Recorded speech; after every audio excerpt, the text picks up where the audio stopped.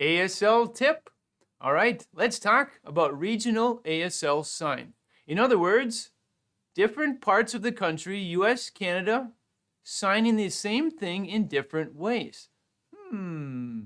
Okay, first off, before we jump into the ASL part, I'm going to show you a picture and you tell me what it is in English, spoken English. All right, what kind of beverage is this? How would you refer to it? Not the brand, but the kind of beverage. Would you say soda? Would you say pop? Would you say Coke? Now, if someone said soda, does that mean whoever says pop and Coke are wrong? Whoever says pop, does that mean soda and Coke is wrong? It's kind of silly, right? The US and Canada is such a huge geographical area, so we describe the exact same thing using different words depending on our history, how we grew up, the people we hung around with, right? Soda, pop, Coke. It's all the same thing, just depends where you're from. And more likely than not, you understand all of these three words, right? So you're able to talk with people around the US and Canada, you're able to travel around and know exactly what they're referring to. All right, let's try another one. What would you call these in spoken English? All right, the person is wearing, what would you say? Sneakers, maybe tennis shoes? All right, so if you said tennis shoes and I said sneakers, am I wrong? Are you wrong? Should we get in a big debate about what they actually are? Are they sneakers or are they tennis shoes? Or maybe we'll accept that, you're from that part of the country and you guys say sneakers. I'm from this part of the country and we say tennis shoes. But by golly, we're talking about the same thing. Do you see where we're headed here? So once we get to regional ASL signs, like I said before, the US and Canada are just a huge geographical area. So there are people spread out, right? Different deaf communities spread out, and they often sign the exact same thing in different ways. So let's take a look. Here are a few examples. Pizza. Pizza has many different ways to sign it. I'll give you a few. So pizza, you could go pizza. You could go pizza. You could go pizza. So if you learned pizza one way, and then you saw someone sign it a different way, one reaction might be, no, that's wrong. That's wrong. They're doing it wrong. They're doing it wrong. You got to do it how I do it. That's one reaction. Another reaction is, I wonder where they're from. They learned it a different way. Maybe I could learn how to sign it how they do. So if I come across a deaf person from that area or who signs it like that, I'll understand. And then I'll be able to sign it like that as well. See where we're headed here? Okay, how about birthday? A couple different ways that I've seen to sign it. There are probably more, all right? Birthday. I've also seen birthday. So I just gave you two different ways to sign birthday, but I'm referring to the same thing. All right, now same thing, we have the option. We see someone sign birthday like this. No, it's wrong, it's wrong. It's gotta be like this. It's gotta be like that. They're wrong, I'm right. That's how I learned it, that's how I'm right. It's a little bit absurd and it's kind of arrogant to be honest. If we think that the way we did it is the only way to do it and everybody has to do it how we did it. That's a way of looking at things. That's one way of doing it. It kind of creates a frustrating experience as you go through life because you're going to find out quickly, especially if you travel around, see different deaf communities, interact with deaf people, even within the same city. They have different histories. They've been signing things a different way. So if we go around saying, nope, everybody's got to do it how I do it, we're going to have a very frustrating experience. Perhaps we could go around and be like, I've never seen it signed that way before. Well, this is how I sign it. What is your history? Oh, where did you learn that sign? Oh, why do you think you guys do it that way? Oh, cool, this is how I do it. And learn the sign. All right, let's do another one. Surgery. All right, a couple different ways I've seen, just kind of a subtle difference on this one. Surgery. Surgery. All right, so we just stick out the pinky on another one, or we put the pinky in. Surgery. Surgery. Just a slight variation for the same sign. All right, now is there a right way? Is there a wrong way? Or have both ways already been established in that deaf community, right? And more likely than not, people who travel around and involved in many deaf communities probably know both signs, right? Right, here's a very common one, right? E. How do you sign E? Well, I grew up in and around the deaf community signing E like this. All right? I've seen many people who sign E like this. I've seen other people who sign E like this, like really stretched out. All right? Now, some of them must be wrong, right? There's no way they could be right if I do it this way. That's a possible mindset you could have, or we could try to be more understanding. That person grew up signing E like that. All right, well, now I know. Now I understand it. Oh, they grew up like this. Now I know. Now I understand it. Expanding our ability.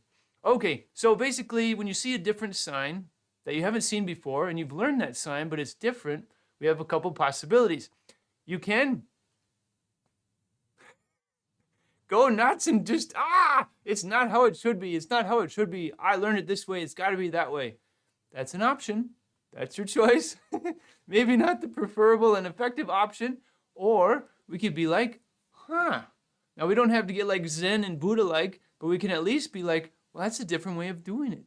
Ooh, there's an opportunity here. If I learn that way, if I learn how to sign it in that way, then perhaps I'll be able to communicate with more deaf people, more signers in the future, and grow my vocabulary, especially if you're looking to be like an interpreter or something who like moves around and deals with deaf communities, because there are many, oftentimes like pizza, these words, many different signs which have huge variations or slight variations depending on the deaf community. And then an interpreter would need to be able to have more skills and be able to bounce around where necessary. Okay, so we just talked about regional ASL signs. If I sum up everything, the more you sign, the more you interact with signers, the deaf community, you're going to see different ways of signing the exact same thing. Right. Now, I would urge you to look at it as an opportunity to learn different ways of signing the same thing and growing your skills instead of being like, no, they're doing it wrong. You got to do it how I do it. All right. It's a mind-opening experience and opportunity, but it depends what we do. I find it sometimes surprising how quickly people want to attack because you're doing it wrong. That's not how you should do it. No, I learned it a different way. All right? You know, it's their life journey. They can do it that way. That's fine. It creates frustration for other people, but that's how it is. So, regional ASL signs, I urge you to try to have an open mind about it and just absorb. It's wonderful. It's language, right? Language is just moving and advancing and growing, and it's vibrant, it's exciting, it's alive, right? Okay, so we talked about regional ASL signs. This was an ASL tip. Okay. Michael seems so delightful and genuine that it makes it more fun to watch the videos. My son and I are taking the classes and we smile our way through the whole thing. Twyla left this review for our second 120 Basic Signs course. Second, yes, we also have a first 120 Basic Signs course. And we also have a first 1,000 plus Essential Signs course. Lots of stuff. Keep you busy for a long time. This is just one of over 35 courses included in our ASL bundle. Now this course is over 6 hours in length, so we have lots of courses. The minimum I think is about, the smallest course is like 2 hours in length, and then we go up to 49 hours in length for our the 1,000 plus signs. So just tons of content. Over 5,000 video lessons to keep you busy, just signing, being tested, understanding, signing, and get you involved. So when you get out there in the real world, you have some skills and you can do it. Right. Go to ablelingo.com. Check out our stuff, preview, explore, make sure that our teaching style and our environment, our vibe fits with your learning style. All right. I cannot stress enough. Make sure you can preview content, actual content, not just a little intro video. Now, whether you choose our stuff or you choose someone else's stuff on there, there's just so much stuff online. It's incredible. It's wonderful. It's like a buffet of options for you. But make sure, because you're going to be investing time, money, your schedule, your soul, your tears, your blood, sweat, whatever, in learning. Make sure whether you choose us, whether you choose someone else, make sure you can preview their content. It's so important. It seems so simple, right? I explore out there, curious what other ASL courses are out there, and it's very common. They promise you everything. You're going to be fluent in like a week or something, right? And they promise you the sun, moon, and stars in their description. It looks really nice, really professional. And a lot of times they don't even have an intro video. And even if they do have an intro video, it's not enough. You need to see the grit. You need to see what's actually in the courses. What is the content? Do I even like this instructor? Does this instructor have a vibe that fits with mine? It's no guarantee.